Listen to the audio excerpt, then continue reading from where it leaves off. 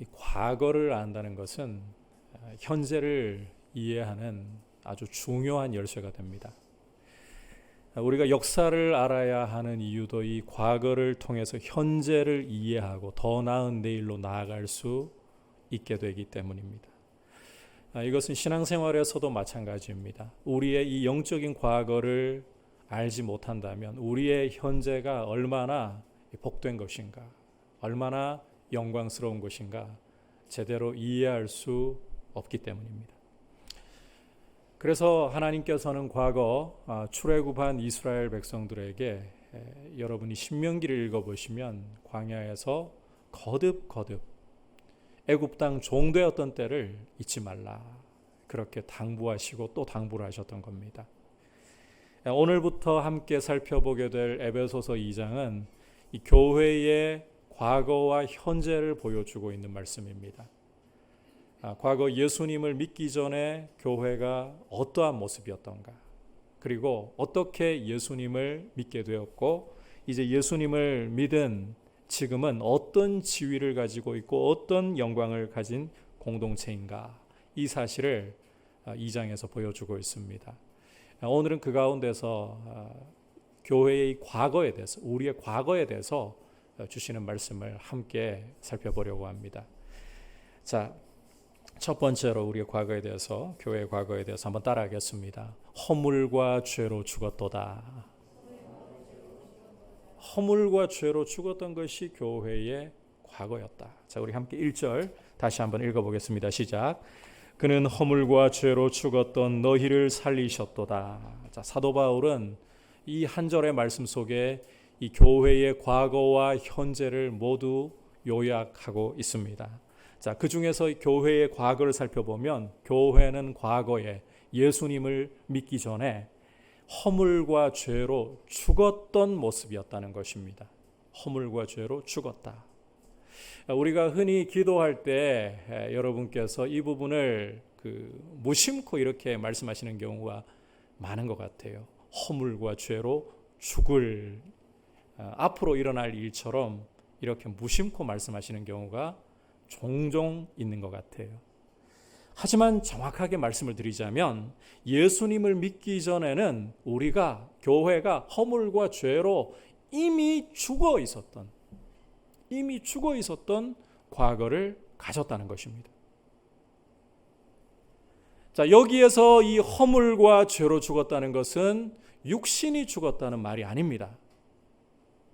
이것은 영적인 죽음, 하나님에 대해 죽은 것을 가리키는 것입니다.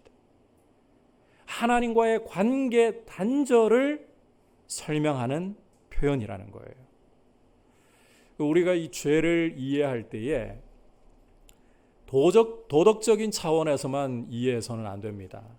죄는 근본적으로 이 하나님과의 관계의 차원에서 이해를 해야 제대로 이해를 할 수 있는 것입니다.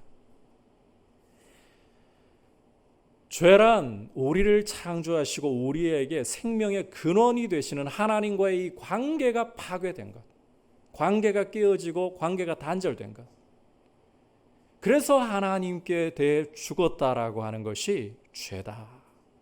여러분, 이 개념을 잘 이해를 하시기를 바랍니다. 자, 죽어 있는 사람은 아무것도 볼 수 없고 아무것도 귀로 들을 수 없고 아무것도 감각할 수가 없고 아무런 반응을 보일 수가 없습니다. 그처럼 우리는 허물과 죄로 죽어 있었기 때문에, 과거에 우리는 허물과 죄로 죽어 있었기 때문에, 하나님에 대해서 죽어 있었기 때문에 하나님에 대해서는 어떠한 긍정적인 반응도 보일 수가 없었다. 우리 스스로 어떠한 선한 것이나 하나님이 기뻐하시는 선택이나 결정을 할 수 없었다. 이것이 교회의 과거라는 거예요. 예수님을 믿기 전 우리의 과거라는 것입니다. 여러분, 이와 같은 우리의 과거를 제대로 이해하고 있는 것이 굉장히 중요합니다. 이 과거를 우리가 제대로 이해하지 못한다면 우리는 우리의 현재를 제대로 영광스럽게 알 수가 없기 때문이에요. 우리가 예수님을 믿고 하나님을 사랑하고 하나님을 경배하고 하나님을 섬길 수 있다는 것. 이게 여러분 보통 일이 아니라는 거예요. 뭐 그냥 되니까 된다 아닙니다. 사도 바울은 우리가 허물과 죄로 이미 죽었었다. 하나님에 대해 죽었었다. 하나님에 대해서는 어떠한 긍정적인 반응도 보일 수 없고 우리 안에서 하나님을 향해서 선한 선택을 하거나 하나님을 사랑하거나 하나님을 위하는 어떤 결정은 단 일말의 가능성조차 찾아서는 안 된다. 그게 우리의 과거였다고 사도 바울은 지금 분명하게 말씀을 통해 보여주고 있는 거예요. 따라서 우리가 다음 시간에 좀 더 구체적으로 보겠지만 우리가 예수님을 믿고 죄 사함을 받고 이 하나님의 자녀가 되는 이 모든 것은 따라합시다. 오직 하나님의 은혜입니다. 하나님 은혜가 아니고서는 불가능하다는 거예요. 영적으로 완전히 무능력한 상태, 선한 것에 대해서 의로움에 대해서는 완전히 무능력한 상태, 이것이 바로 교회의 영적인 과거였다. 우리의 영적인 과거였다. 이 사실을 여러분 꼭 기억하시기를 바랍니다. 자, 그렇다면 이제 이 허물과 죄로 죽은 모습의 특징이 어떠한 것인가를 계속해서 좀 살펴보아야 합니다. 어떤 특징을 허물과 죄 가운데 있을 때 가지고 있었느냐. 한번 따라합시다. 세상과 마귀와 욕심의 종노릇했습니다. 자, 우리 함께 2절과 3절 한 목소리로 읽도록 하겠습니다. 시작. 그때에 너희는 그 가운데서 행하여 이 세상 풍조를 따르고 공중의 권세 잡은 자를 따랐으니 곧 지금 불순종의 아들들 가운데서 역사하는 영이라. 전에는 우리도 다 그 가운데서 우리 육체의 욕심을 따라 지내며 육체와 마음에 원하는 것을 하여 다른 이들과 같이 본질상 진노의 자녀이었더니. 자, 이 함께 읽은 말씀 속에서 그때란 2절 보시면 그때란 앞서 본 것처럼 예수님을 믿기 전을 가리킵니다.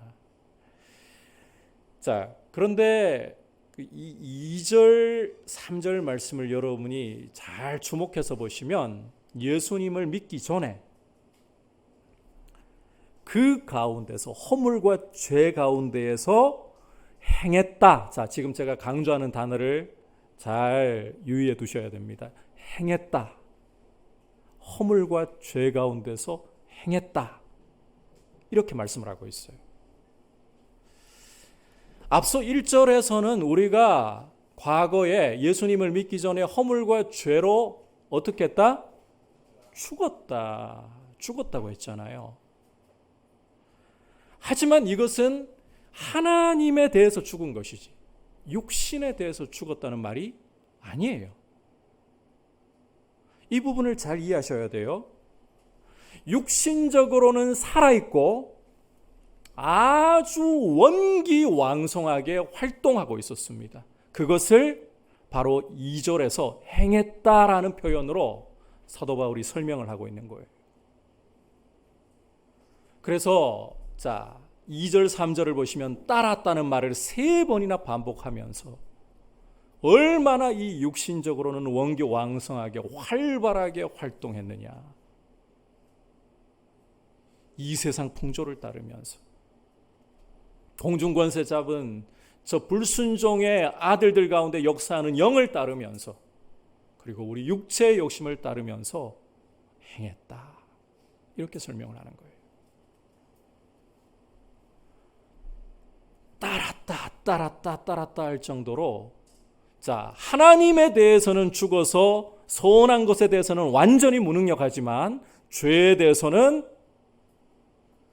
이 세상에 대해서는 마귀에 대해서는 살아있었던 왕성하게 살아있었던 것이 우리의 과거이다.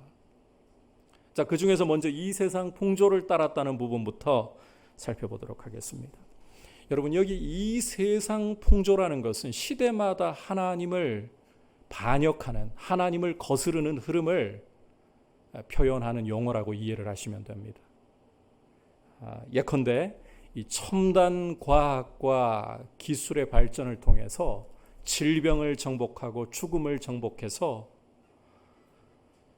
유토피아를 건설하겠다. 이 사실 계몽주의적인 사상인데, 계몽주의는 이미 죽었어요. 하지만 아직도 인간에게 가능성을 부여하는 이런 망령이 남아서 이런 생각을 요즘 이 베스트셀러 작가들은 표현을 하고 있어요.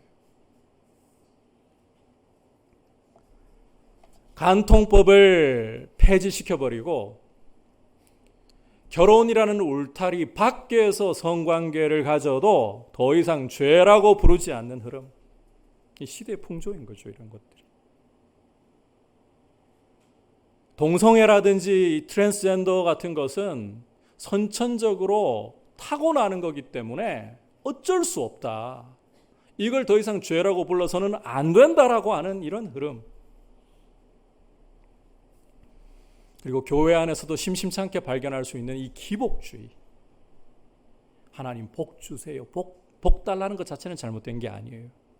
그런데 복 받을 그릇을 만들 생각하지 않은 채 복만 주시면 하나님 잘 섬길게요. 말은 그렇게 하죠. 사실은 복 받으면 정욕에다가 욕심에다가 복을 써버리면서 세속주의. 돈이면 뭐든 다 된다라는 물질 만능주의, 돈을 사랑하는 배금주의, 그리고 이 정치적인 이 이데올로기라든지 신념을 우상화해버리는 것, 이와 같은 것들이 바로 이 세상의 풍조라는 거예요. 과거에 우리는 이러한 것들의 종노릇을 했다는 거예요. 여러분, 한 가지 오해는 하지 마시기 바랍니다. 요즘 젊은 아이들이 심지어 이 눈썹이라든지 코는 기본이고 피어싱하고 오는 경우들 있잖아요. 그건 유행이에요, 유행. 이해하시겠죠? 그걸 유행이라고 해야 되지, 오늘 말씀에서 말하는 어떤 이 세상의 풍조라고 부르시면 안 돼요.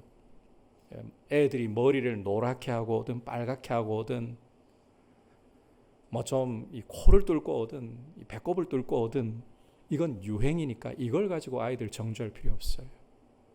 이런 경우도 있을 거예요. 이 문신을 그 몸에다 새기고 왔는데 성경에서 문신하지 말라던데, 그건 그 가나안의 우상 섬기던 풍습 때문에 문신하지 말라고 하신 것이고, 선교사님들 중에도 그 성경 구절 가지고 이 어깨에 우리 그 모리테니아에서 선교하셨던 앤드류 선교사님은 그 웨액이라는 아주 그 전통 있는 선교단체에 섬기시는 분인데, 그분하고 그 위에 아주 고위급에 계시는 선교사님하고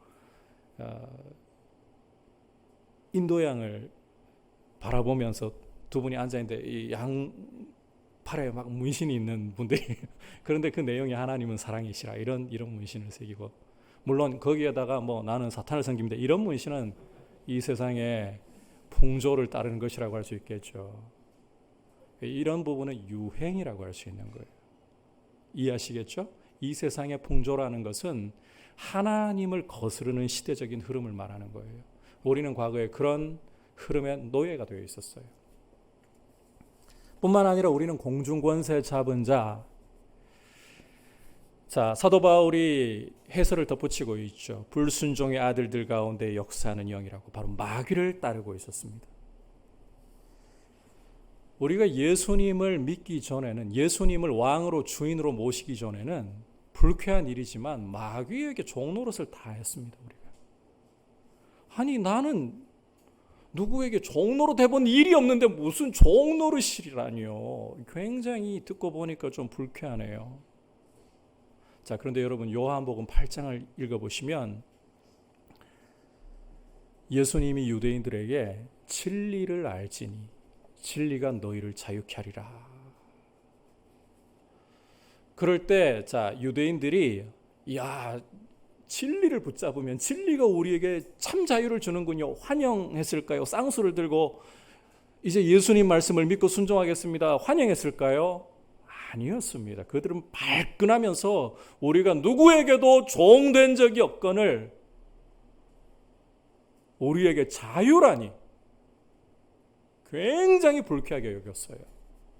이런 유대인들에게 주님은 너희 아버지는, 유대인들은 아브라함을 아버지라고 생각했거든요. 너희 아버지는 아브라함이라고 착각하는데 그 착각을 제발 좀 깨뜨려라. 너희 아비는 마귀라. 처음부터 살인한 자여 거짓말쟁이 거짓의 아비인 마귀라. 예수님의 말씀에서 보듯이 예수님을 믿고 있지 않으면 굉장히 불쾌한 일일지 몰라도 저 마귀에게 종노릇하고 마귀에게 이끌려 다니던 것이 바로 우리 인생이고 그것이 우리의 과거였다는 것입니다. 참고로 이 마귀를 가리켜서 공중권세 잡은 자라고 부르는 것을 여러분께서 좀 주목해 보실 필요가 있어요. 마귀는 죄를 빌미로 해가지고 이 공중이라는 영역을 자기의 지배 영역으로 삼고 있는 거예요. 자, 공중 그러니까 우리가 하늘을 올려다보면서 허공을 올려다보면서 야, 여기가 마귀가 지배하는 영역이구나 이렇게 물리적으로 생각할 수 있는데 그런 뜻이 아니라 이것은 물리적인 개념이 아니라 마귀가 지배하는 영역이라면 어디든 공중이라고 땅의 영역이라고 성경은 말씀하는 겁니다. 물론 성경 안에 공중이라고 쓰였다고 다 마귀의 지배 영역이라는 뜻으로 쓰인 건 아니에요. 주로 이 바울 서신이라든지 요한의 서신에서 공중이라고 할 때는 마귀의 지배 영역으로 이해를 하시면 돼요. 이 공중 권세 잡은 자 마귀, 이 마귀에게 속박되어 있던 마귀의 사슬에 매여서 마귀가 끄는 대로 살아가던 것이 과거 우리의 모습이었다. 그래서 여러분께서 이 요한계시록 16장 17절을 보면 하나님이 그 요한계시록의 심판을 세 차례 기록을 하고 있어요. 시리즈로 세 차례 기록을 하고 있어요. 마지막 심판 시리즈인 대접 심판을 하시는 것을 읽어보면 이 7번째 대접을 공중에다가 7번째 천사가 쏟아부어 버리는 것을 보실 수가 있습니다. 왜? 거기가 무엇이기 때문에?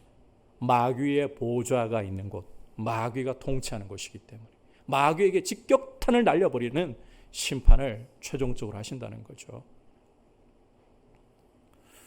그리고 이 공중이라는 의미를 여러분들이 좀 더 잘 이해할 수 있도록 고대 히브리인들이 가지고 있었던 하늘에 대한 개념을 좀 설명해 드리는 것이 도움이 될 것 같아요.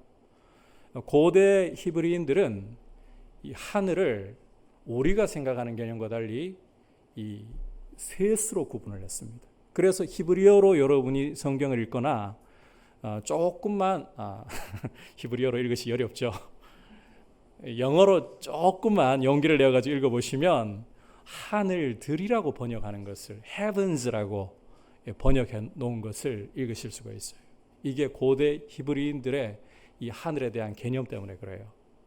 자, 첫 번째로는 이 구름 아래 우리가 숨을 쉬고 새들이 날아다니는 우리가 대기권이라고 부르는 이 하늘이 있어요.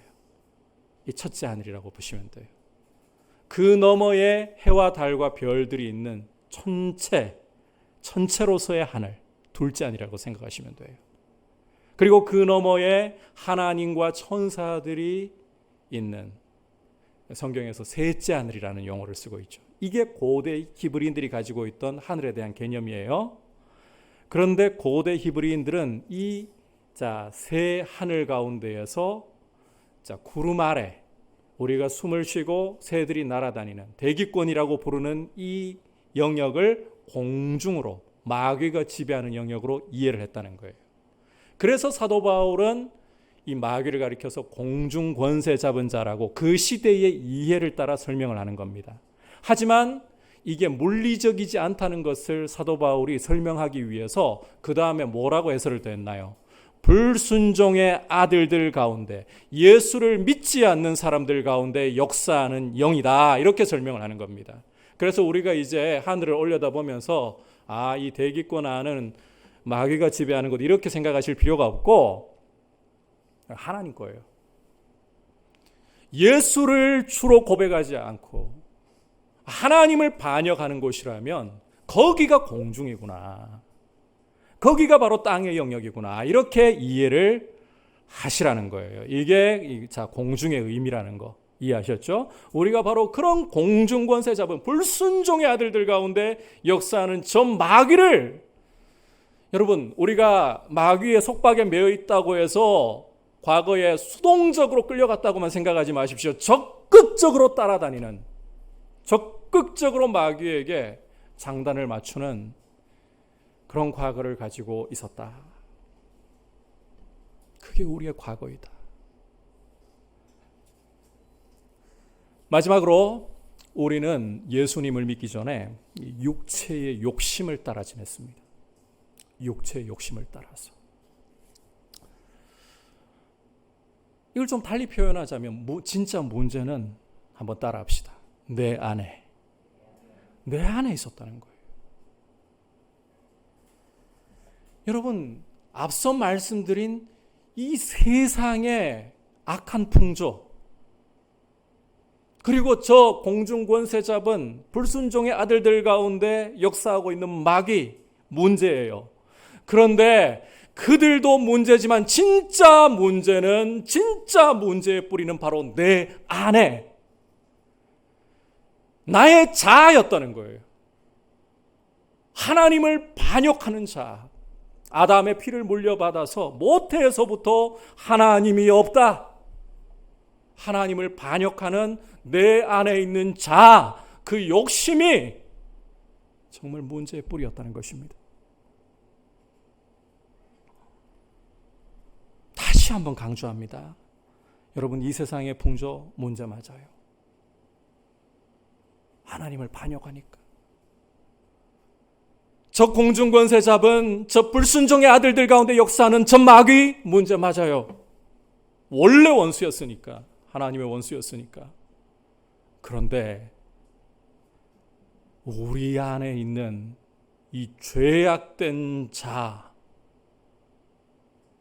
아담의 피를 물려받아서 모태에서부터 하나님을 반역하는 이 뿌리부터 썩어 있는 이 자, 이게 진짜 문제였다는 것입니다.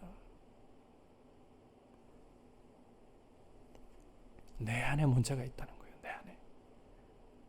그게 우리였다는 거예요. 이것은 예수님의 모습과 우리 자신을 대조해 보면 금방 드러나게 됩니다. 진짜 내 안에 문제가 있구나. 예수님의 모습과 비교해 보면, 대조해 보면 금방 드러나게 돼요. 예수님이 마귀에게 유혹을 받으시던 때를 우리가 좀 되짚어 볼 필요가 있습니다. 예수님이 공적인 생애를, 메시아로서의 공적인 생애를 시작하시면서 먼저 요단강에서 요한에게 세례를 받으시고, 그리고는 성령에 이끌려 광야로 가셔서 40일 동안 금식하셨죠. 그 후에 어떤 일이 있었습니까? 시험하는 자, 저 마귀에게 아주 강력하게 3차례나 시험을 당하셨습니다. 첫 번째는 40일 금식하고 줄이신 상황이잖아요. 마태복음 4장을 보시면 줄이신지라라고 의도적으로 강조하고 있어요. 그 상황에서 이 마귀가 너 하나님의 아들 아니냐, 내 앞에 있는 돌들을 떡으로 만들어서 먹으라. 이 무슨 말인가 하면 너 능력 있는 메시아라는 사실을, 능력 있는 하나님의 아들이라는 사실을 과시하라는 거예요. 그때 예수님이 옳거니 하시면서 돌을 떡으로 만드셨습니까? 마귀의 유혹에 부응하셨습니까? 아니었습니다. 사람이 떡으로만 살 것이 아니요 하나님의 입에서 나오는 모든 말씀으로 살 것이라 말씀으로서 마귀의 유혹을 거부하셨습니다. 그러자 이제 마귀는 예수님을 데리고 성전 꼭대기로, 사람들이 몰려드는 성전 꼭대기로 데리고 가서 세웠습니다. 그리고는 이렇게 유혹을 합니다. 뛰어내리라. 그러면 하나님이 천사를 보내어서 너의 발이 돌에 부딪히지 않게 하시리라.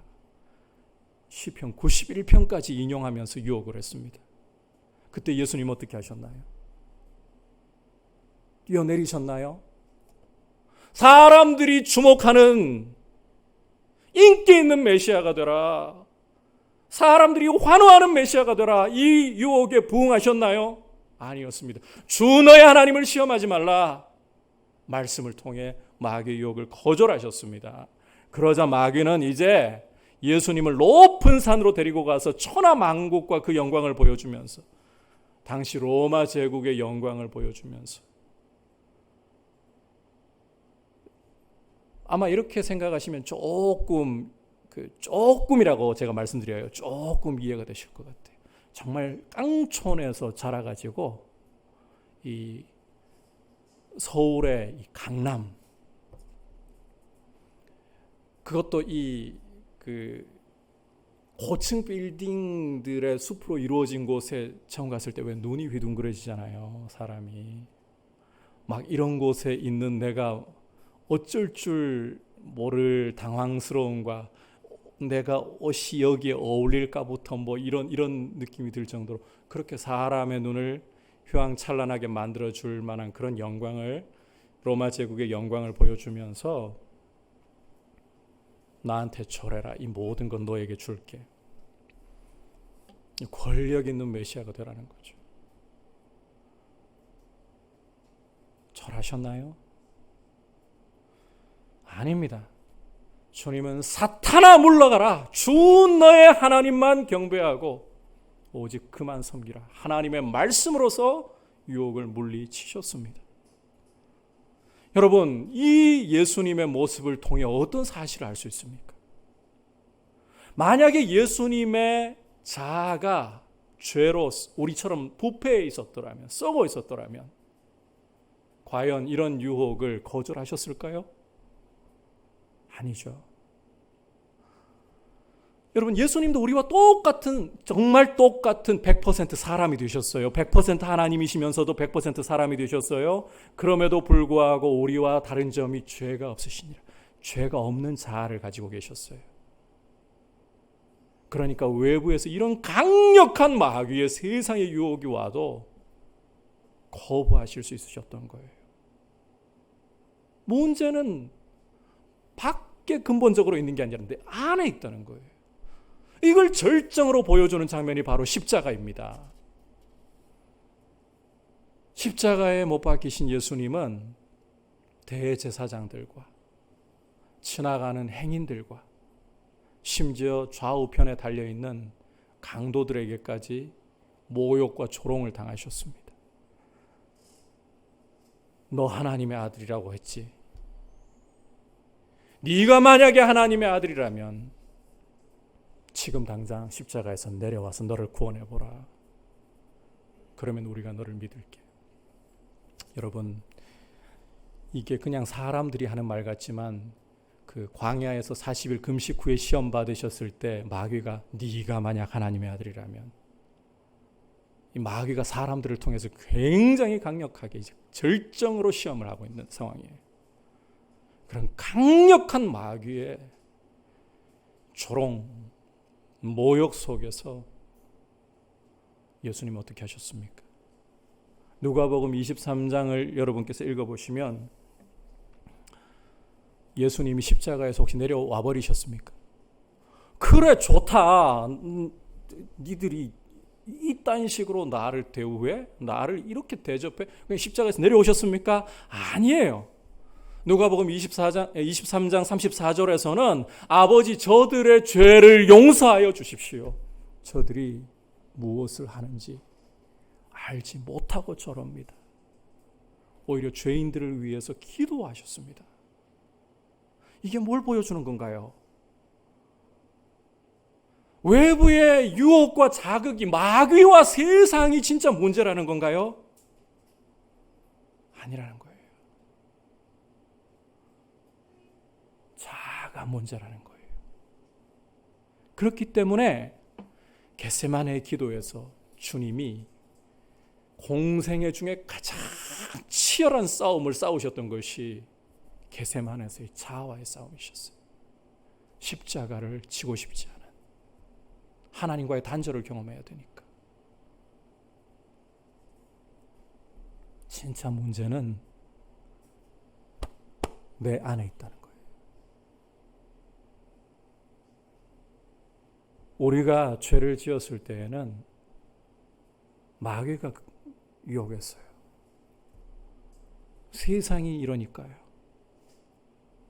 물론 마귀 세상 탓도 있어요. 그러나 탓하지 말아야 된다는 거예요. 내가 죄인이기 때문에, 내 안이 썩어 있고 부패해 있기 때문에, 그래서 그 유혹에 손을 잡는다라고 고백을 해야 된다는 거죠. 그게 과거 우리의 모습이었어요. 다시 한 번만 좀 정리를 해볼까요? 과거 예수님을 믿기 전에 우리는 하나님을 반역하는 이 시대의 흐름을 따라가고, 적극적으로 따라가고, 저 공중의 권세를 잡고 있는 불순종의 아들들 가운데서 지배하고 역사하고 있는 마귀를 적극적으로 따라가고, 그 가장 문제의 뿌리가 내 안에 있어. 내 육체의 욕심을 적극적으로 따라가던 그런 모습이었다. 그게 우리의 원래 모습이었다는 거예요. 한마디로 하나님에 대해서 적극적으로 반역하는 반역자, 죄인. 여러분, 허물과 죄로 죽어 있었다는 것은 선한 것에 대해서, 하나님에 대해서 완전히 죽어버려서 아무런 반응도, 아무런 긍정적인 선택도 할 수 없다는 것이지. 그러나 사도 바울을 따라서 이 허물과 죄로 죽은 모습을, 실체를 뒤집어서 보면 적극적인 반역, 따랐으니 적극적으로 하나님을 반역하는 죄인, 원수, 이것이 우리의 과거였다는 거예요. 따라서 3절 끝부분을 여러분이 읽어보시면 바울은 그런 상태에 있었던 우리를 가리켜서 따라합시다. 본질상 진노의 자녀이었더니, 본질상 진노의 자녀라는 거예요. 뿌리부터가, 태생부터가 저주와 진노의 소생이었다는 것입니다. 본질상 진노의 자식. 여러분, 우리는 성경을 읽으면서 하나님이 사랑이시라는 말씀을 참 좋아합니다. 그런데 성경은 동시에 하나님은 죄에 대해서 진노하시는 하나님이라고 말씀하고 있습니다. 로마서 1장 18절을 여러분께서 읽어보시면 사도 바울이 이렇게 선언을 하고 있죠. 하나님의 진노가 불의로 진리를 억누르는 모든 사람들의 경건하지 않음과 불의에 대하여 하늘로부터 나타나고 있는 중이다. 우리말 번역에는 그렇게 표현 안 되어 있지만 현재 나타나고 있는 중이다. 하나님은 죄에 대해서 진노하시고, 그 진노는 지금도, 장차라고 하시면 안 돼요. 지금도 이미 나타나고 있습니다. 그래서 이 진노의 증거가 무엇이냐? 사람들이 하나님을 하나님으로 영화롭게 하지 않으니까요, 오히려 썩어질 사람과 금수와 버러지의 형상을 하나님의 영광과 바꾸어서 우상 숭배를 해버리니까 더러운 정욕에 내버려 두셔서 하지 못할 부끄러운 일, 남자가 남자로 더불어, 여자가 여자로 더불어 이 동성애를 저지르는 더러움에 내버려 두시는 거예요. 거기다가 이 사람들이 하나님을 마음에 두기를 싫어하니까 상실한 마음대로 내버려 두셔서 온갖 불의한 일들, 살인과 간음과 거짓말과 도둑질과 이 세상에 판치고 있는 온갖 더러운 일들이 나타나는 거예요. 여러분, 하나님의 진노의 표지 중에 하나가 죄인이 마음대로 죄를 짓는 겁니다. 진노하시는 하나님, 그 진노 아래에 있었던 것이 바로 우리의 과거였다는 거예요. 여러분, 이 진노를 당하는, 이 진노 아래에 있던 죄인이 우리였다는 이 과거를 아는 게 너무너무 중요해요. 이걸 알아야 하나님 은혜가 제대로 이해가 돼요. 그러면 여러분, 이렇게 하나님에 대해서 죽어서 하나님을 절대로 사랑할 수 없고 하나님을 찾을 수도 없던, 오히려 세상과 마귀와 육체를 적극적으로 따르던 이런 본질상 진노의 자식이 어떻게 예수님을 믿게 되었느냐? 어떻게 하나님의 자녀가 되고 하나님을 예배할 수 있는 이런 영광을 누릴 수 있게 되었느냐? 여러분, 이것이 우리 안에 있는 어떤 긍정적인 요소 때문인가요? 우리의 과거를 이해해야 될 이유가 바로 여기 있는 거예요. 우리 안에 있는 어떤 이유 때문인가요? 아니라는 거예요. 우리 안에는 선을 행할 수 있는 능력이 없어요. 영적인, 전적인 무능력. 선에 대해서, 하나님에 대해서 전적인 무능력만을 가지고 있을 뿐이에요. 반역만을 가지고 있을 뿐이에요.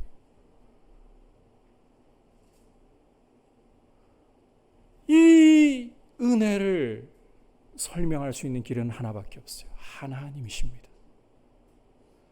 하나님이 우리를 사랑하셨어. 여러분, 이 사랑은 설명할 수가 없어요.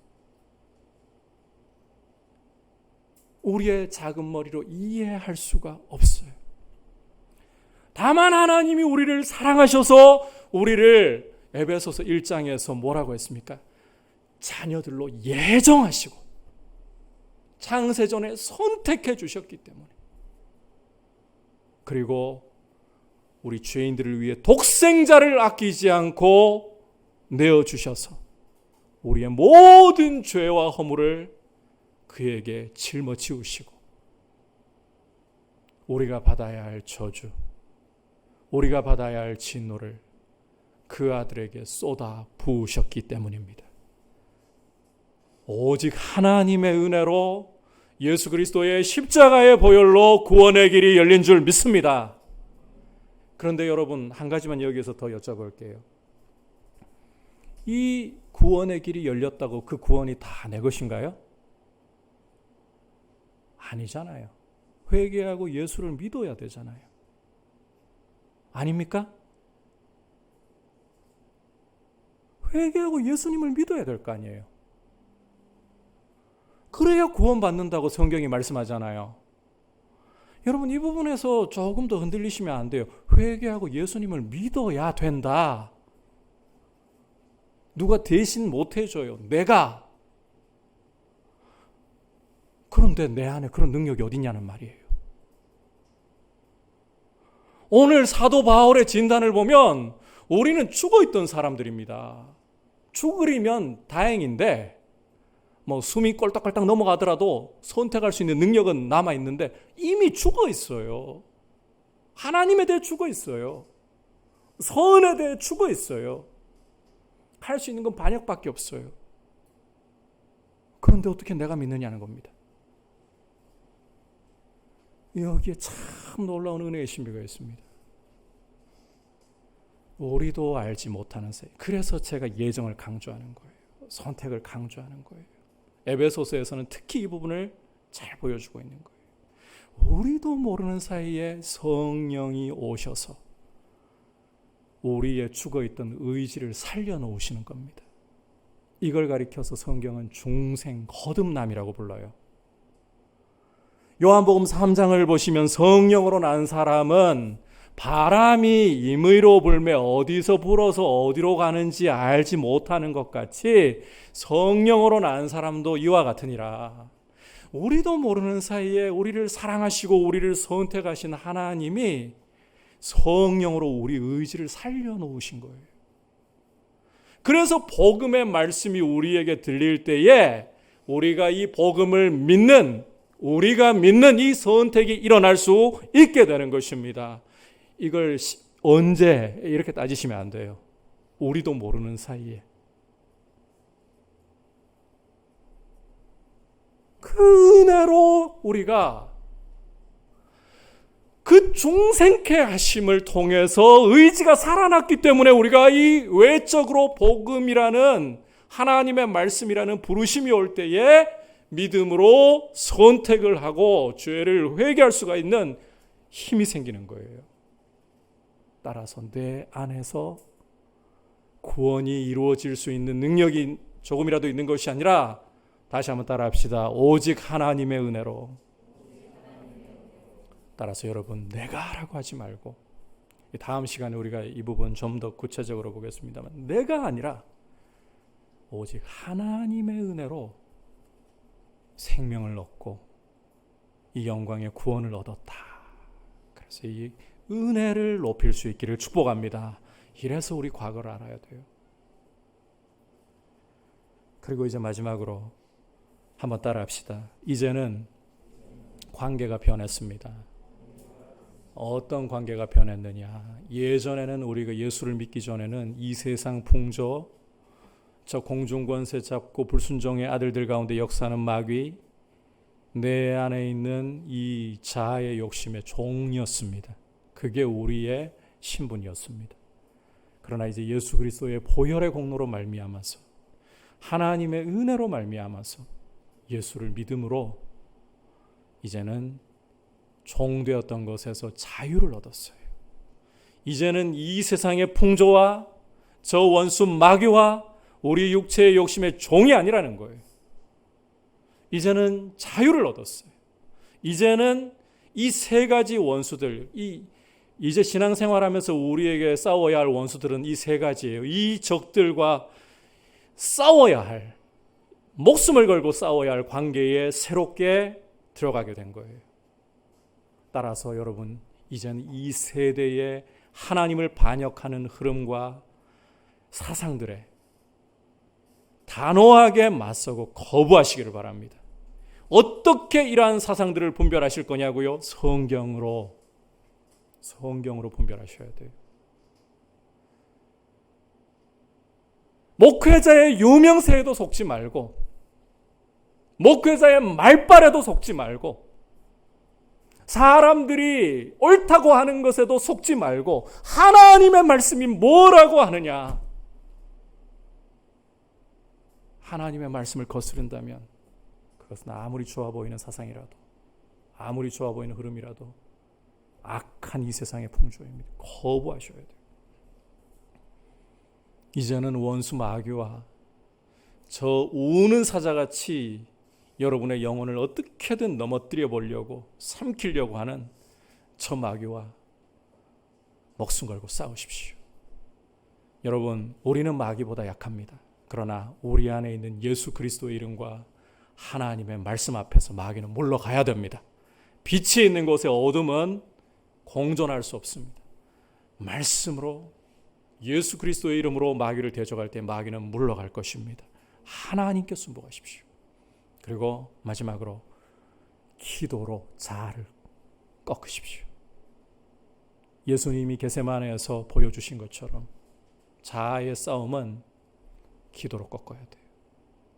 한번 기도해보고 욕심이 또 살아나잖아요. 안 되네 하지 마십시오. 예수님도 여러분께서 복음서 읽어보시면 1시간씩 그것도 슬슬 기도하시지 않으셨어요. 그 차가운 밤 공기 가운데서, 팔레스타인의 그 차가운 밤 공기 가운데서 어떻게 차가운 줄 아느냐고요? 예수님 대제사장직에 끌려가셔가지고 재판받으실 때 그 뜰에서 사람들이 뭐하고 있었나요? 불 피워놓고 둘러서 쬐고 있었잖아요. 몸 녹이고 있었잖아요. 그 차가운 밤 공기 가운데서도 이 땀이 마치 핏방울 뚝뚝 떨어지는 것처럼 떨어질 정도로 간절히 자기를 부인하며 기도하셨어요. 3번이나. 한 번 안 된다고 포기하지 말고 꺾일 때까지 기도하는 거예요. 그래서 우리는 매일 기도하면서 회개하면서 우리 자아를 꺾는 씨름을 해야 되는 거예요. 여러분, 사람과 싸우려 하지 말고 싸워야 할 대상과 이 세상에 반역하는 흐름과 저 원수 마귀와 뇌 안에 자아의 욕심과 싸우십시오.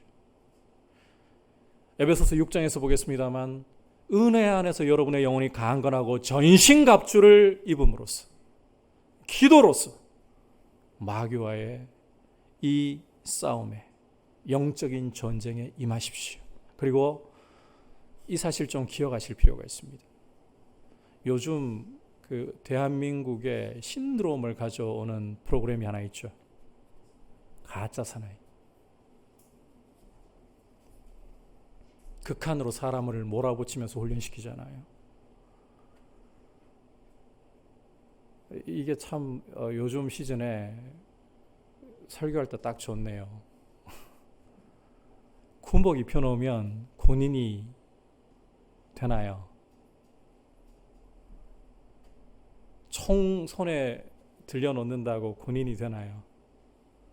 처음 입소한 훈련병들 머리 깎고 군복 환복하고 군화 신고 총 들고 있다고 군인 태 안 납니다.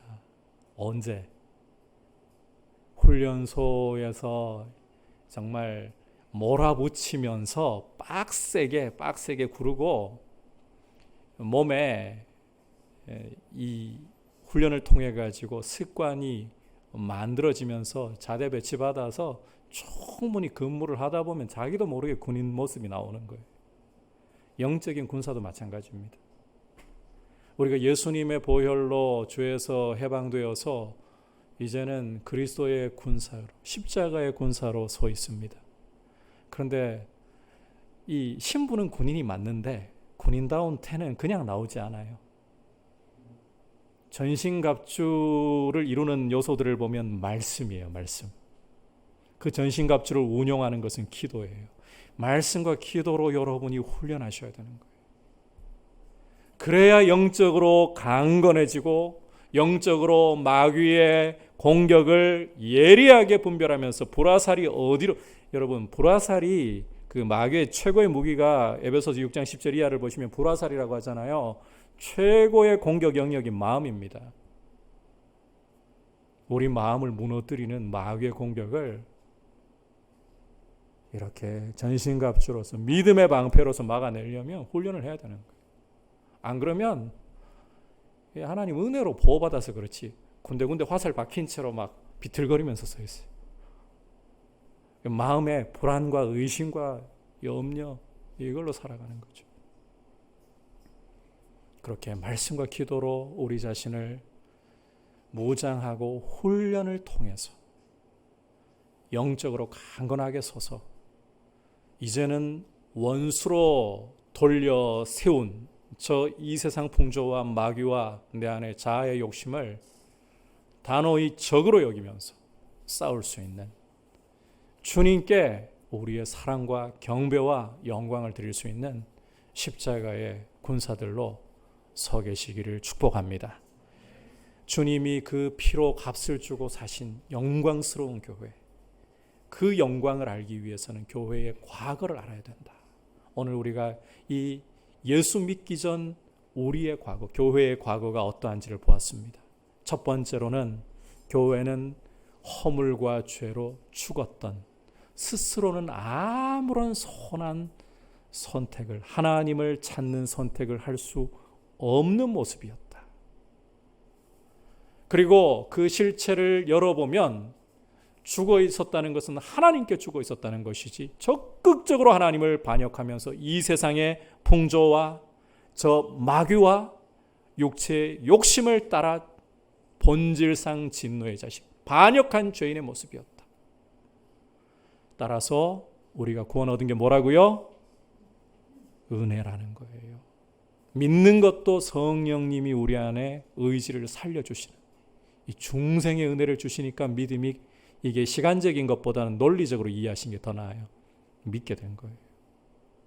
그리고 이제 이런 은혜를 입었다면 이제는 저 원수들과 사람과 싸우지 말고 원수들과 전신갑주를 취해서 영적인 훈련을 통해 강건함으로 힘써 싸우면서 승리의 영광을 주님께 드릴 수 있기를 축복합니다.